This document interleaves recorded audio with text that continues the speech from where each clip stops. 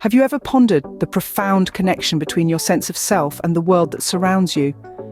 This intricate relationship forms the heart of today's exploration, as we delve into the fascinating realm of ego and its evolution, particularly in its earliest stages. We'll focus on the concept of the Ouroboros, a symbol of a serpent eating its tail, signifying the unity of all things material and spiritual, which never disappear but perpetually change form in an eternal cycle of destruction and recreation.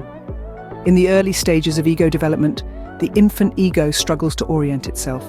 Pleasure and pain are experienced as inseparable, and every object is colored by their combination. This lack of separation between opposites and the ego's ambivalence towards all objects evoke a sensation of fear and helplessness. At this stage, the Ouroboros dominates the ego, whether this dominance is experienced as the world, the body, or the unconscious. This dominance of the ego in infancy is what Johann Jakob Bachhofen, a Swiss anthropologist and sociologist, describes as the matriarchal stage. It's important to note that this stage is not a specific historical period, as these stages are not layers lying neatly one upon another but can intertwine, and what is at the bottom can also be pushed to the top and vice versa in certain cases, much like in geology where sometimes the deepest layer erupts, such as in a volcano. The primary dominance of the Ouroboros in the matriarchal stage is linked to the earth and agriculture, and these are the dominant symbols. As Bachhofen wrote, "It is not the earth that imitates the woman, but the woman who imitates the earth." Marriage was considered by the ancients as an agricultural subject. All the terminology of duality is borrowed from agriculture. In addition, he refers to a remark by Plato: "In pregnancy and creation, a woman does not serve as a model for the earth, but the earth serves as a model for the woman." These quotes show the primacy of the transpersonal over the personal. Even marriage, the regulation of sexual opposites, stems from the earthy principle of the matriarchy, the mighty Mother Nature. During this stage, the symbolism of food and body organs is of particular importance. This explains why the mythologies of cultures based on the mother goddess are connected to fertility, growth, and especially with agriculture.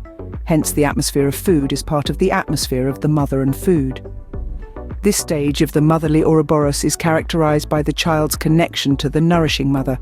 At the same time, it was a historical period when human survival was most significantly dependent on the land and nature.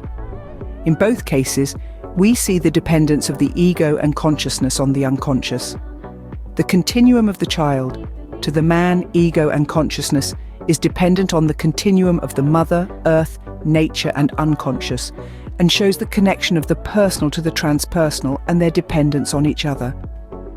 This developmental stage is ruled by the symbol of the mighty mother and the heavenly child, emphasizing the child's helplessness and the protective side of the mother, which can be expressed in the protection of Zeus from his father who wanted to eat him.